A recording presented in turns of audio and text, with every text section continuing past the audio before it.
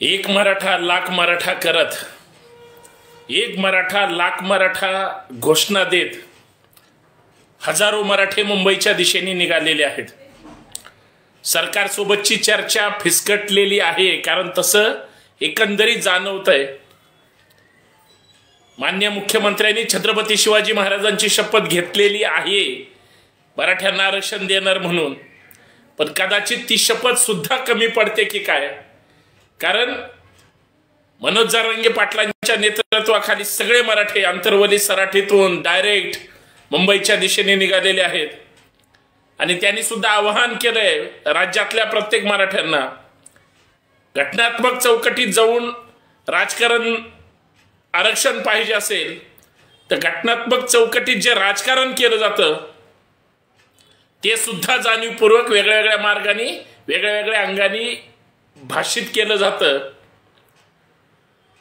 परंतु मनोज जरांगे पाटलांच्या सतत पाठपुराव्यामुळे कदाचित सरकार आता गडबडून जागं झालेलं आहे। चर्चा आपल्याला करायची आहे मित्रांनो, हात जोडून विनंती याच्यासाठी की महाराष्ट्रातल्या प्रत्येक मराठ्यापर्यंत जो घरात आहे, जो काम करतोय, जो या सगळ्या आंदोलनामध्ये पोट तिडकीनं त्या ठिकाणी लढतोय, त्याच्यापर्यंत हा आपलं जास्तीत जास्त शेअर करा, फॉलो करा आणि त्यांच्यापर्यंत पाठवण्याचा प्रयत्न करा। गेल्या 30-40 वर्षापासून मराठा आरक्षणाचा लढा सुरू आहे, परंतु सरकारची नियत नाही। सरकार कुणाचंही असू द्या, कुठल्या सरकारला दोष द्यायची गरज नाही। आणि तुम्ही आम्ही काय फक्त सरकारला दोष देण्यासाठी जन्माला आलेलो नाहीत, तर जे महत्वाचं आहे, जे घटनात्मक आहे, जर घटनात्मक चौकटीत राहून आता नोंदी सापडतायत, ओबीसी नोंदी कुणबी नोंदी सापडतायत, मग आता दाखले द्यावेच लागतील। आरक्षण मिळालंच, बर आरक्षण मला मिळतंय, हो मिळतंय, तुम्हाला मिळालं पाहिजे, 100% मिळालं पाहिजे, भावना ठेवली पाहिजे ना। जर या महाराष्ट्रामध्ये, जर या देशामध्ये एकच भारतीय राज्यघटना सगळ्यांना लागू असेल, सगळ्यांना समान न्याय देण्याची जी काही पद्धत आहे, ठीक आहे, तुम्ही घटनात्मक चौकटीच्या अधीन राहून आरक्षण रद्द नाही झालं पाहिजे। आता जर आरक्षण रद्द झालं ना, लोक न्यायालयाचा करतीलच, आदर करणारच न्यायालयाचा, पण ह्या नेत्यांना मात्र सुट्टी देणार नाहीत नंतर। त्याचं कारण सुद्धा असं आहे, ज्या दादागिरीच्या भाषेमध्ये बरेच नेते सध्या बोलतायत, म्हणजे जे पूर्वी परवा PhD वाल्यांना सुद्धा दिवे लावणार म्हणणार किंवा अजून काय काय म्हणणार, हेच नेते काल परवा आणि आज सुद्धा म्हणाले की सरकारला धमकावण्याचा प्रयत्न होतोय, आम्हाला हेच पाहिजे, आम्हाला हेच मिळालं पाहिजे, अशा पद्धतीची मागणी होते। सरकार सरकारच्या पद्धतीनं काम करतंय, सरकारला जाणीवपूर्वक कुणी दादागिरीची भाषा बोलू नका असं डायरेक्ट सांगतो ना अजित दादा पवार साहेब म्हणाले म्हणून। एवढं काय ताकाला जायचं, भांडायला पोहायची काय गरज आहे? म्हणजे जाणीवपूर्वक आता सरकारच्या वतीनं अधिकृत माणूस विरोधात बोलायला अजून एक म्हणजे बाहेर आलाय असं मला तरी वाटतं, कारण त्यांच्या एकंदरीत बॉडी लँग्वेज वरून तसं दिसतं। पण मराठा आरक्षणाच्या लढ्यामध्ये अजित पवारांच्या आसपास असणारे जे मराठा नेते आहेत हे गुपगुमान बसलेत, कारण त्यांना काहीतरी मिळवायचंय पाहिजे, ते काय बोलणार नाहीत दादांच्या विरोधात। तुम्ही बोला किंवा नका बोला, तुम्ही भूमिका मांडा किंवा मांडू नका, तिकडे ह्यांचंच त्या ठिकाणी राजकीय मोहरा छगन भुजबळ साहेबांच्या माध्यमातून वेगळे त्या ठिकाणी काउंटर सभा घ्यायला सोडलंय। कोणी सोडलंय? छगन भुजबळ साहेबांचा आत्ता नेता कोण आहे सांगा बरं महाराष्ट्रामध्ये? आणि मनोज जरांगे पाटलांना सुद्धा आरक्षणासाठी हट्ट करायचा नाही, मी म्हणेल तसंच मागायचं असं चॅलेंज करणारा कोण आहे सरकारच्या वतीनं? एकच माणूस आहे, दादा। तर दादा जर असं बोलत असतील सरकारमध्ये, बघा ना सन्माननीय मुख्यमंत्री महोदय किती प्रेमाने हा सगळा विषय गेली 2-4 महिने झाला हाताळतायत, मानलं पाहिजे त्यांना, चर्चा करतायत। आणि त्यांनी अजूनही सांगितले, दिलेला शब्द कदाचित असं वाटतंय की ते फेब्रुवारीत म्हणालेच अधिवेशन घेऊ, पण आचारसंहितेची अचानक जर घंटा वाजली तर कदाचित ते तारीख बघून सुद्धा निर्णय घेतील। काय असेल तो असेल, हा सगळा प्रशासकीय गुंता आहे। प्रशासन काम करतंय, प्रशासन हे बघा, आता रस्त्यावर मराठी आलेत. आता तर मला वाटत नाही कोण सुट्टी देईल म्हणून ह्यांना. आरक्षण घेतल्याशिवाय किंवा हे केल्याशिवाय कोणीही त्या ठिकाणी सुटणार नाही. आणि हेही सांगतो, जरा तुम्हाला पटल म्हणून बोलत नाही, खरं पण बोलतो, आरक्षण सरकार देताना घटनात्मक चौकटीच्या अधीन राहूनच दिलंही पाहिजे आणि ते रद्द पण झालं नाही पाहिजे. पोरांच्या तोंडचा हक्काचा घास जरांगे पाटलांच्या शब्दात सांगायचं म्हणलं, गोरगरिबांच्या पोटावर पाय देऊ नका, तसंच त्या ताटाला पण त्या ठिकाणी लांब ढकलू नका. कारण बिचारे सगळे हक्कानी मागतायत आणि त्या घटनात्मक चौकटीमध्ये तुम्ही काय, तुमचे कायदे तज्ज्ञ, तुम्ही सरकार फोडायला, आमदार फोडायला, गोंधळ घालायला तुम्हाला कायदेशीर सगळं तुमच्याकडे. आरक्षणाच्या बाबतीतच का तुमचं मिटाळणी आहे? त्याचं कारण सुद्धा आहे, सत्ताधारी लोकांना, जे मूळ पक्ष आहे सत्ताधाऱ्यांचा, त्यांच्या विचारांमध्ये आरक्षण देण्याचा हेतू नाही, हे लक्षात घ्या. नाहीतर आंतरवली सराटीमध्ये मारहाण करण्याचा त्या ठिकाणी आदेश दिला नसता.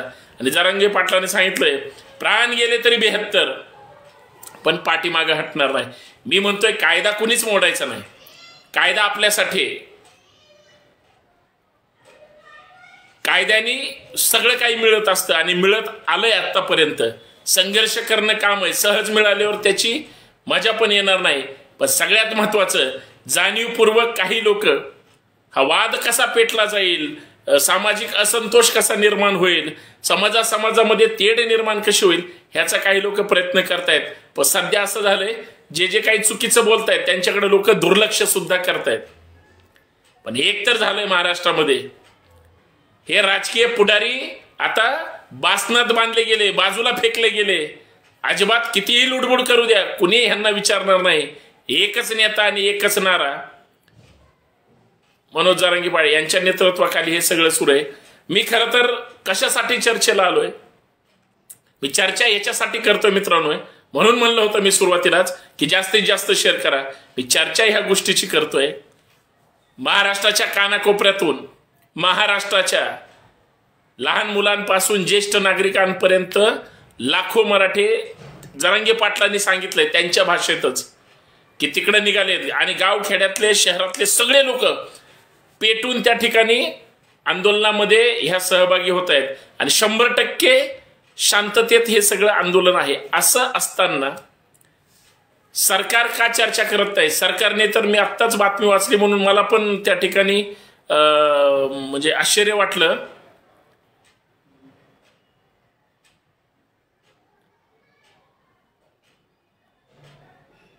की सरकारने चर्चेचे दार म्हणे बंद केलेले आहेत. सरकारने चर्चेचे दार जर बंद केलेले असेल तर मग आरक्षणाचा प्रश्न सोडवणार कोण आणि आलेल्या मोर्चाला त्या ठिकाणी तोंड देणार कोण?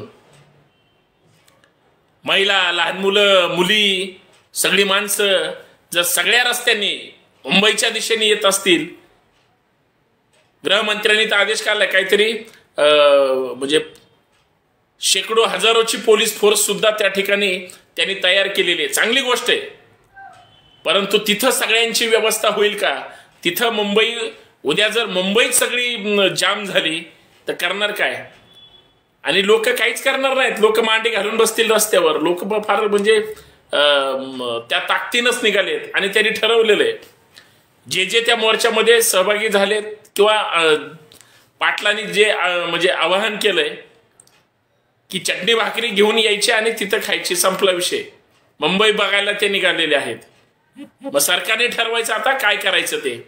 सरकार निर्णय घेणार. सरकार जो निर्णय घेणार, एकतर गुलाल उधळणार, नाही तर मग तिथून त्या ठिकाणी सरकारचा हा सगळा मोर्चा मंत्रालयावर तिथं काहीतरी निवेदन देतील आणि वापस येतील. जे काय असेल ते त्यांचं ठरलेलं असेल.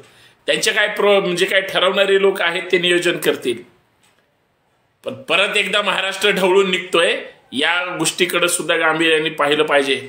पण मित्रांनो, एक आहे, आरक्षणाचा लढा जो चालत आलेला आहे, जो चालत राहील, तो लोकांच्या हिताचा आहे, तो महाराष्ट्राच्या हिताचा आहे, तो प्रतिनिधित्वाचा लढा आहे, तो काहीतरी मिळण्याचा लढा आहे. मला माहिती आहे बरेच शासकीय अधिकारी बरेच मित्र आहेत शासकीय, तेही पाहतायत आता लाईव्ह मध्ये, सहभागी सुद्धा असतील किंवा आहेत. मला काही जण कमेंटमध्ये चर्चा करतायत म्हणून दिसतंय सुद्धा. मला सांगा, बऱ्याच जण नोकरीला लागले, प्रमोशन पासून लांब राहिले, प्रमोशन पासून लांब राहतात न राहतात शिक्षणापासून बरेच जण वंचित आहेत. आज मेरिट आणि ह्या सगळ्या गोष्टी पाहता प्रतिनिधित्व मिळालं पाहिजे, सगळ्यांनाच मिळालं पाहिजे. आणि ते जर मिळत नसेल तर मग तो नैतिक हक्क अधिकार आहे की जर आम्ही विदर्भात असू तर आम्ही, आता मराठवाड्यात नोंदी सापडल्या, इकडे कोकणात पश्चिम महाराष्ट्रात सापडल्या, काही 2-5 बोटावर मोजणे एवढे समजा म्हणतायत की नाही नाही आम्हाला त्या ठिकाणी नकोय आरक्षण. ठीक आहे, तो त्यांचा व्यक्तिगत प्रश्न आहे, कुणाला घ्यायचं न घ्यायचा हा ज्याचा त्याचा प्रश्न आहे. पण सरकारने मात्र ह्या सगळ्या आंदोलनाची गंभीर दखल घेतलेली आहे आणि काहीतरी समाजाच्या हिताचं होईल. फक्त संवैधानिक मार्गाने ह्या सगळ्या गोष्टी घडल्या पाहिजेत, कारण कायदा शेवटी तुमच्या माझ्या समाजाचं रक्षण करतो, समाज हा सर्वोच्च आहे.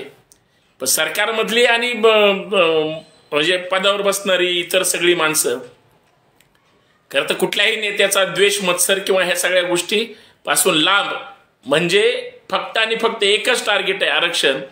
आणि आरक्षणासाठी जर आज समाज जागा झाला असेल, मला आठवतंय मान्य पुरुषोत्तम खेडेकर साहेबांनी मराठा आरक्षणासाठी सगळ्या संघटनेची ज्यावेळेस पुण्यामध्ये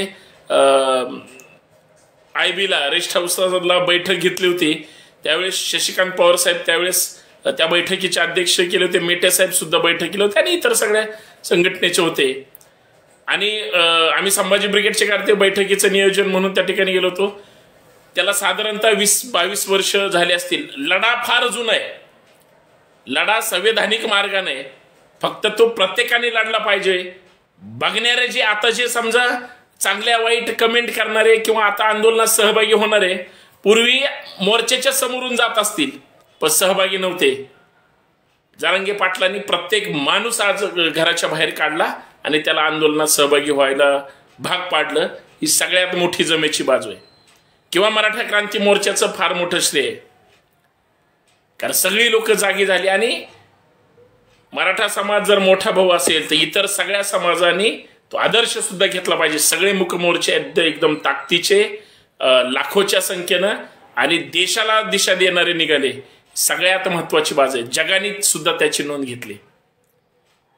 आता आरक्षणाचा एक योग्य टप्पा आहे, ठीक आहे. त्या मोर्चांमध्ये शिवस्मारकाचा प्रश्न फार महत्वाचा होता, तो ताकदीनं पुढे मांडला जायचा. आता तो फक्त मांडला जात नाही, हळूहळू मांडतील किंवा या माध्यमातून मांडला जाईल समजा हळूहळू. पण वादळ मुंबईच्या दिशेने येत आहे आणि त्या वादळामध्ये आणि आता कुठल्या पक्षाचं आंदोलन राहिलं नाही, संघटनेचं आंदोलन नाही, आता समाजाचं आंदोलन झालेलं आहे, कुठल्याही व्यक्तीचं नाही. आणि जे जे पुढे करणार होते ते सगळे आता बाजूला, जे खरेच कष्टाळू प्रामाणिक आणि आहेत तेच आता लढतायत. आणि त्या सगळ्या कार्यकर्त्यांच्या नेत्यांच्या पाठीशी सगळा महाराष्ट्र आहे. ही एक सगळ्यात महत्वाची गोष्ट आहे आणि त्याच्याबद्दल सगळ्यांचं अभिनंदन केलं पाहिजे. कारण एवढे सोपं गोष्ट नाही, लढा काय असा सहज उभा राहत नाही, संघर्षाशिवाय काहीच मिळणार नाही. आणि संघर्ष जर शेतकऱ्यांच्या, कष्टकऱ्यांच्या, कामगारांच्या, सर्वसामान्य माणसाच्या जर नशिबालाच संघर्ष असेल तर त्यांना माहिती आहे संघर्षातूनच विजय निर्माण होतो. त्याच्यामुळे घाबरायची काही गरज नाही. मित्रांनो, आनंदात या आणि ताकदीनं मुंबईला आनंदातच जा, म्हणजेच आरक्षणाचा लढा हा जिंकता येईल. धन्यवाद. जय जिजाऊ, जय शिवराय.